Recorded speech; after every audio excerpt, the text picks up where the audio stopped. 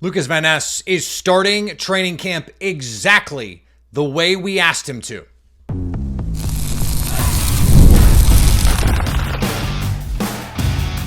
You are Locked On Packers, your daily Green Bay Packers podcast. Part of the Locked On Podcast Network, your team every day. You are Locked On Packers, part of the Locked On Podcast Network, your team every day. I'm Peter Bukowski, and I cover the Packers for The Leap, a newsletter I would love for you to subscribe to. Follow me on Twitter, Peter_Bukowski. Follow the podcast on Twitter, Locked On Packers. Like us on Facebook. Subscribe to the podcast, iTunes, Spotify. Wherever you find podcasts, you will find Locked On Packers, the number one Packers podcast on the internet. And the show for fans who know what happened, they want to know why and how. Thanks to everyone who makes Locked On Packers their first listen every day. We hope you like starting your day with us as much as we like starting our day with you. At every checkpoint so far, Lukas Van Ness has done exactly what we've asked of him. And by we, I mean us here on the Locked On Packers podcast and, of course, the fans. Presumably, also, the team, remember, the team he plays for, heading into training camp. What did I say in the offseason? I said we are going to know right away. And if not the first day, within the first week or two, if there is anything here with Lukas Van Ness in terms of a jump. Okay? First couple of days of practice, it's just shells. Matt LaFleur called it underwear. And they're doing some scrimmaging. They're doing some 11 on 11, but it doesn't mean the same thing. Especially in the trenches where the pads just make it so fundamentally different. You don't have the one-on-ones as a measuring stick. You don't it's really a lot more grabbing, holding. It's much less physical when you don't have the pads. But it seemed like Lukas Van Ness was making some plays, creating some pressure for Jordan Love. A lot of the Jordan Love highlights were like, oh, he evaded pressure and made a throw. And inevitably, that pressure was coming from Lukas Van Ness, who it is over. He is the starter. It is done. There is no, he's competing with Kingsley. No, it's over. He is the starter, period, end of story. So that's a good sign. And then what did we say just, 2 days ago? Who is going to benefit the most, or who are we going to learn the most about when the pads come on? I gave you two names, Jordan Morgan and Lukas Van Ness. And guess who has been showing out the last 2 days? Lukas Van Ness. Beat Rasheed Walker the first day in one-on-ones. Yesterday, had a pair of wins against Jordan Morgan. Now, we don't know if Jordan Morgan is any good, but he's a first-round pick. He's expected to compete to start. He did platoon as a starter last year. I said he can't be beating Travis Glover and Kadeem Telfort. Well, he's playing the good players and winning when it's 1 versus 1s.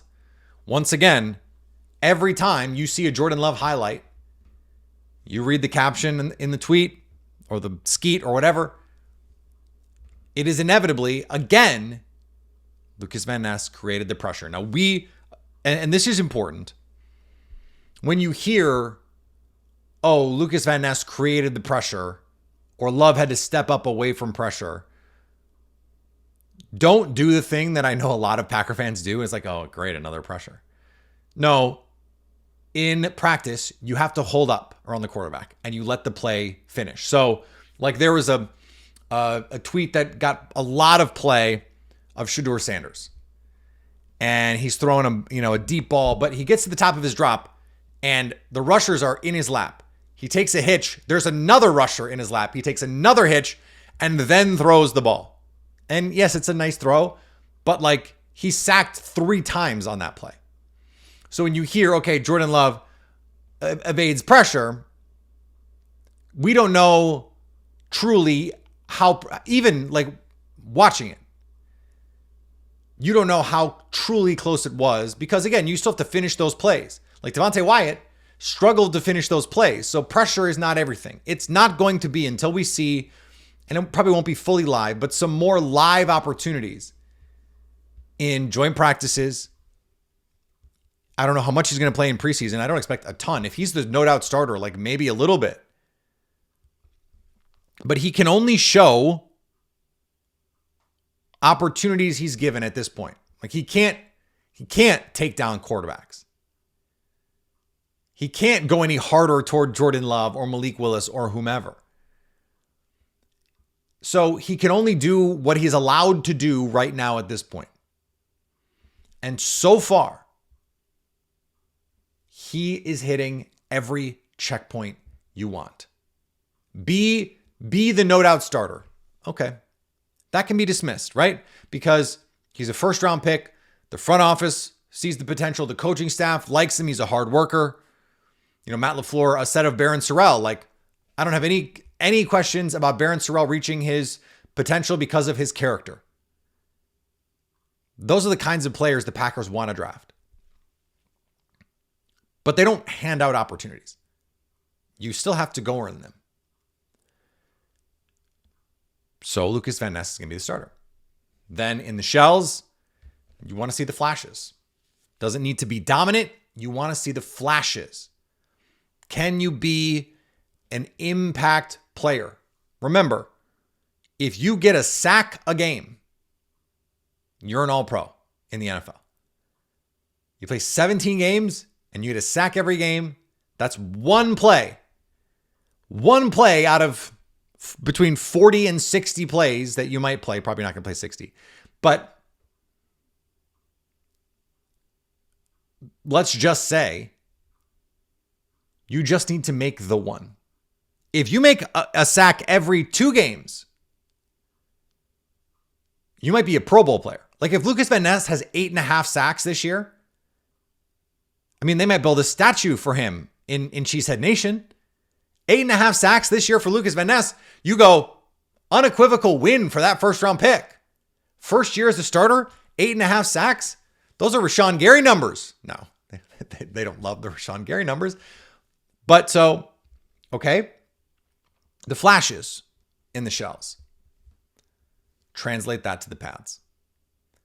Okay, and not just against Kadeem Telfort and, you know, Anthony Belton and Travis Glover. You want to see it against Zach Tom, against Rasheed Walker, against Jordan Morgan. And it'd be nice to see against Anthony Belton just for fun.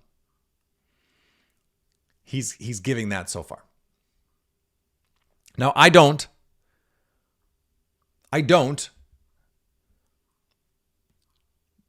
generally want to ascribe too much to the qualitative play, especially a lot of the play that requires nuance. Just because you can't see it. I can't see it. It's much easier during the regular season when we all watch the games. We're all on the same page. I can watch the tape. I can watch the all 22. I can go back and find cut-ups of specific plays I want to see. That makes it easier. So I try not to make too many qualitative judgments about training camp. In part just because, like, we're not all on the same page, right? And because training camp is only valuable to a point. But you are seeing a player who we, on this show, and I know among Packer fans, the ask has been just show progress. Show real, meaningful progress. And so far, now there's more boxes to check. And then it's got to translate to the regular season. But that can't happen yet. We're not there yet. So don't ding Van Ness because he hasn't done anything he hasn't been able to do yet. He has not had the chance to carry this progress forward. So don't ding him. Oh, well, I want to see it. He hasn't done it in the regular season yet. No, that's true. But let's understand that this part is a process. Last year happened. We know what that looked like. It wasn't good enough, frankly. You hope he can carry this momentum forward. So don't ding him for something he hasn't had the opportunity to prove yet. That's all I'm saying. Speaking of, look, I'm just going to have to take the L, I think, on Matthew Golden. That's where we're headed. We'll talk about that next on Locked On Packers. This episode is presented by Yahoo Fantasy. Fantasy football is back. Fire up the group chats, get your draft board ready, and buckle up for a season filled with breakouts, busts, and all the overreactions we live for. It's all going down on Yahoo Fantasy. This year, me and Locked On Packers are playing Yahoo Fantasy, and you should too, whether you're a first-timer or a veteran making your millionth league. For as long as I have been playing fantasy football, for as long as we have had smartphones, I have had the Yahoo app on it. And I'm pretty sure I had the desktop product that I was using even before I had a smartphone. Like I'm an OG on this Yahoo stuff. To celebrate 28 years of fantasy greatness, Yahoo Fantasy is dropping 28 big new features on 28 days, giving you more ways to play, more ways to draft, and more ways to win. It all begins August 4th. Stay tuned and get started by creating or joining a Yahoo Fantasy Football League at yahoofantasy.com/lockedonnfl. That's yahoofantasy.com/lockedonnfl. And let's make this fantasy season the best one yet. Everydayers will remember when the Packers drafted Matthew Golden, I did not love it. I did not receive it the same way everyone else did. And it's not just because I said pretty unequivocally that if the Packers do break their streak and draft the first round receiver, which, by the way, I ultimately said they would do. I predicted they would draft a receiver. It would not be an undersized receiver, at least by their standards. And he was a player that I thought was a second round type prospect.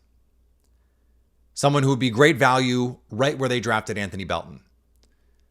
Now I had him like, low 50s, I think.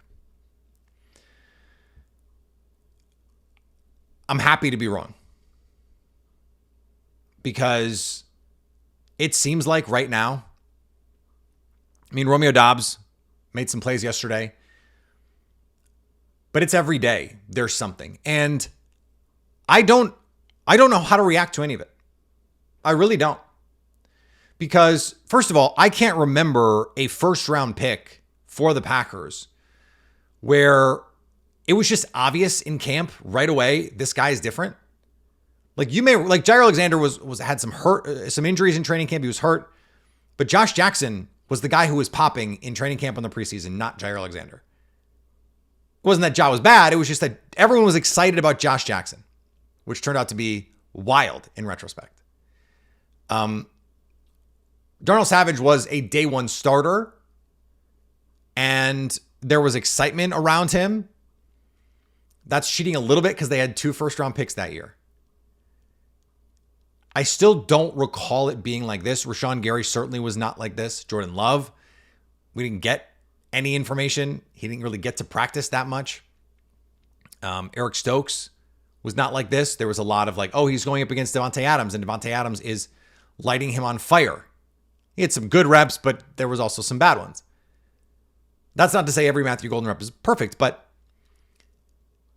I don't know what to do. I don't know how to react. They've had draft picks pop in camp before. It's not usually their first round pick, and it's never been a receiver because they haven't drafted one of those in 25 years in the first round.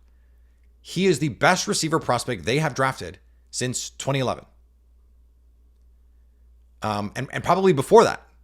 The highest receiver they have drafted since Jordy Nelson. The highest receiver since Jordy Nelson was, Davante Adams, 2014. So we don't really have a comparison point here.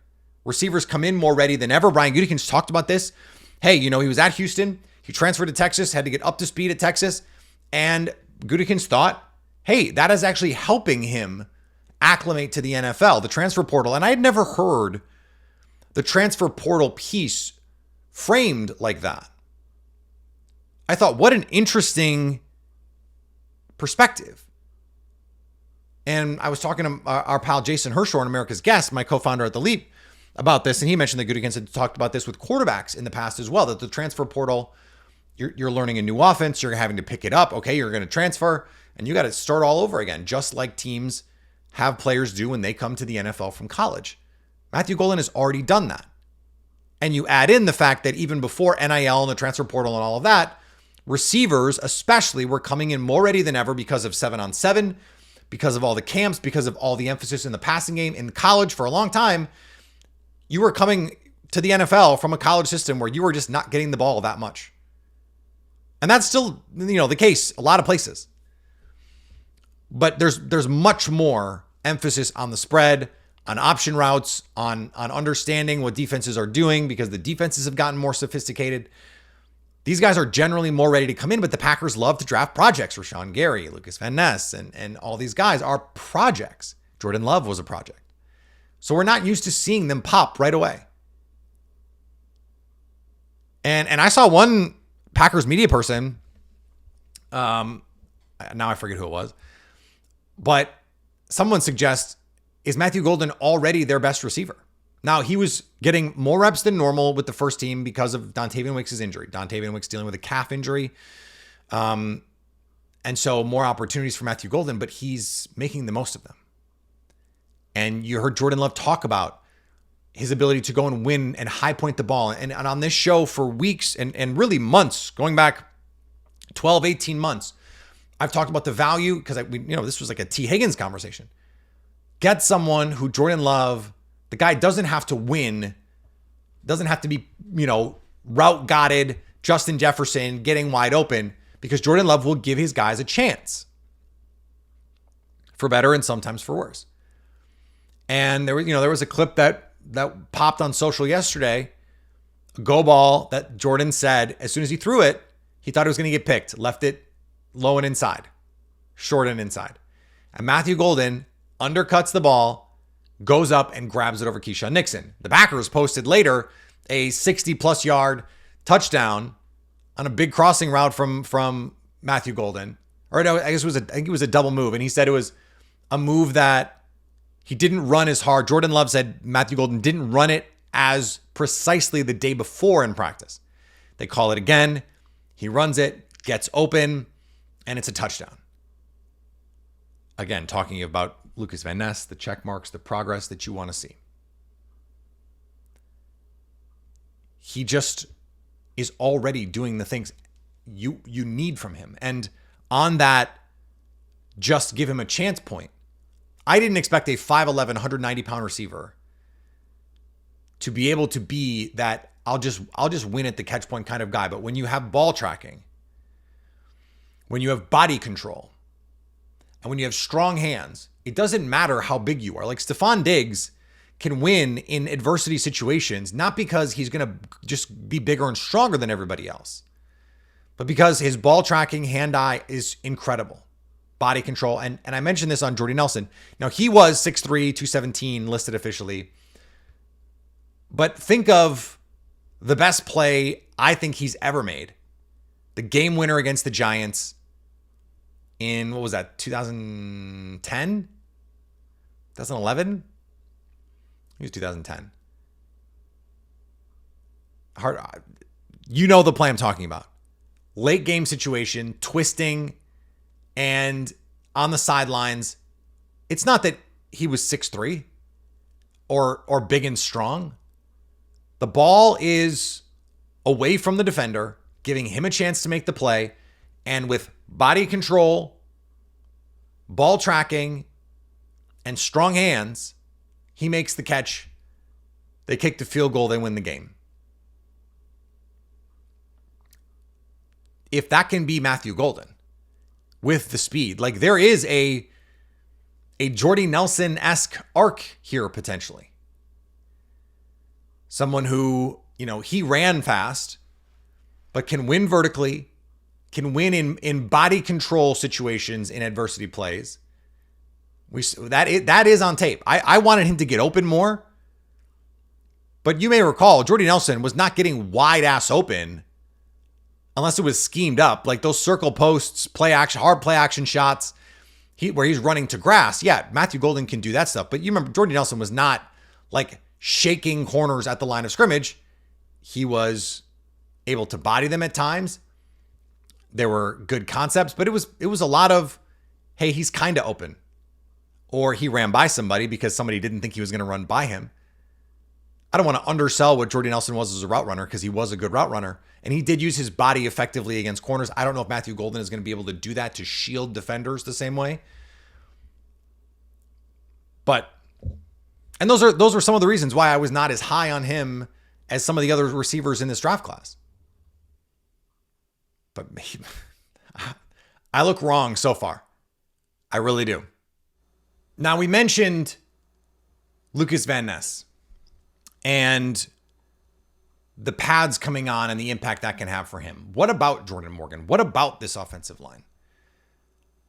I don't quite get what's going on right now, and I'll tell you why next.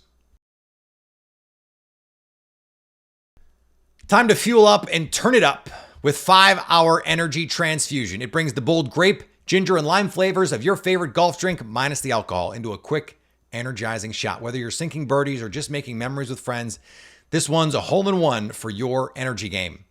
Let's be honest, some days on the course or off it, you just need a little extra boost to stay sharp and stay energized. I know a little swing juice on the course can get me feeling right. I like a coffee on the course, but like that's a lot to drink and it's not always exactly what I want. Well, if you go to 5hourenergy.com today, that is the number 5hourenergy.com, you can use my promo code LOCKEDONGolf to get 20% off your 5-Hour Energy order. It is something you can just put in your golf bag. You're all set. Or you put in your backpack, your briefcase to go to work. And when you need that little energy boost, there it is for you. Plus, if you're at work and you hit the transfusion 5-Hour Energy and then you're transported in your mind to the golf course, how fun is that? This offer is only valid until September 30th on one order and cannot be used with other promotions. The code is not good on subscription orders, whether you're meeting up with friends or trying to turn 18 holes into 36. Get the energizing boost you need to power through. Order transfusion-flavored 5-Hour Energy shots today. Thank you for making Locked On Packers your first listen. For your second listen, check out Locked On Bets. Betting experts Lee Sterling and Kevin Rodgers have daily MLB locks and can't miss football futures. Find Locked On Bets on YouTube or wherever you get podcasts. We mentioned this a little bit yesterday with the Elton Jenkins bit of this, but I thought it was worth reiterating here. I don't quite understand what's happening with the offensive line. And it's not that I think that there's some gross mismanagement here. But ostensibly, the Packers are having Jordan Morgan compete at left tackle. One would think that if you are competing at left tackle, it would necessitate you actually playing some snaps at left tackle. And now I understand Aaron Banks has been hurt and Elton Jenkins wasn't practicing, so you need some guards. Okay. Let Kadeem Telfort do that. Let Travis Glover. They need the reps. Let them do it. If Jacob Monk is going to train at guard, let him do it. Or let Jacob Monk play center and let Sean Ryan be the right guard and then give one of those backups a shot at left guard. Give Anthony Belton a shot at left guard with the ones. And let Jordan Morgan play left tackle. And I thought of this when at the end of practice yesterday, there's a dust up. Matt LaFleur sends Rasheed Walker to take a lap. Something is not stirring the Kool-Aid here. Rasheed Walker is a nice player. They are not going to pay him. I don't think. And so what are we missing here? Why, if Anthony Belton is staying at tackle, which sounds like that's what they want to do, why is he not getting an opportunity? Why is Jordan Morgan, if you think he can play anywhere, they keep telling us, oh, we think he can play anywhere. He's competing at tackle. He's cross-training at tackle so he can play tackle, so he can compete to be the left tackle. You can't compete to play left tackle if you're not playing left tackle. So why is he not? Now, I gave you my theory as to why. But it can't be over. Like, if you're giving him a chance to prove he can't, then you have to give him a chance to prove he can't. He hasn't even had a chance to prove that he can't do it. It doesn't make sense to me. And waiting doesn't make sense either. Like, okay, once Aaron Banks comes back and everybody's healthy, then you start. Why?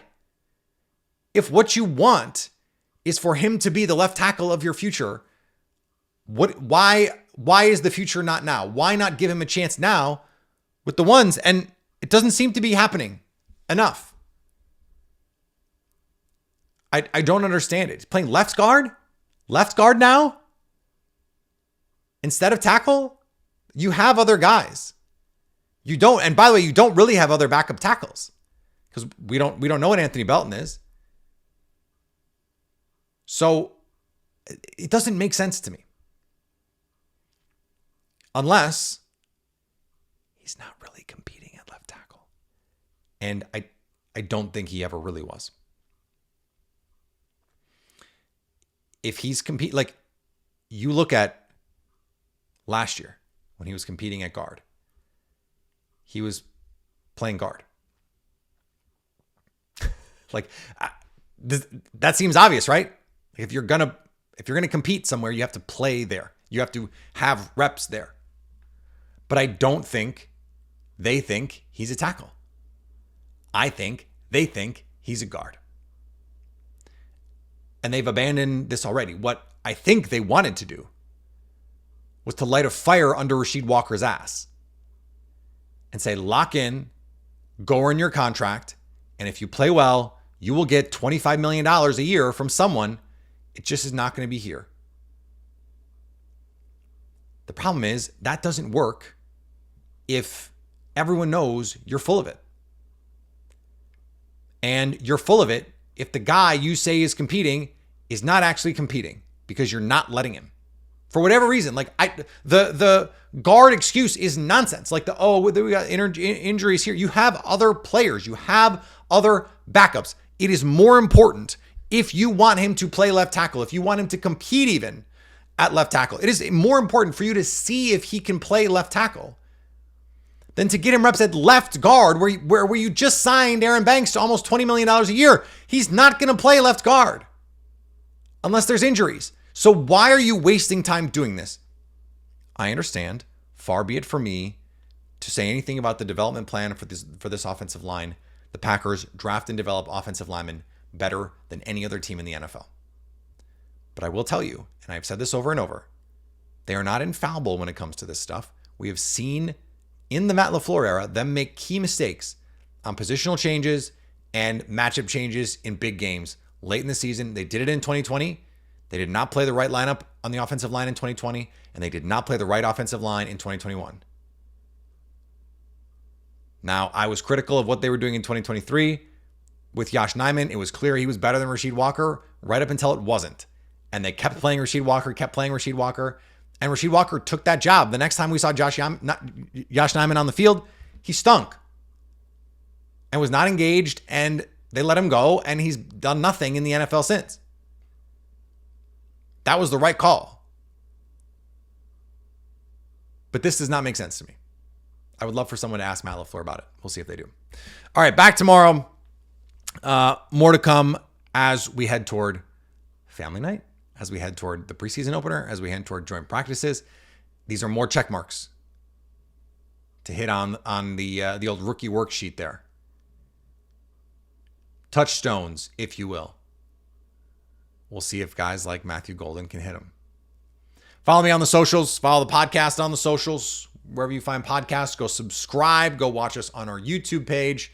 The views are way up on the YouTube the last couple of days. You can tell football is back. And you can hang out with us every day to stay locked on Packers.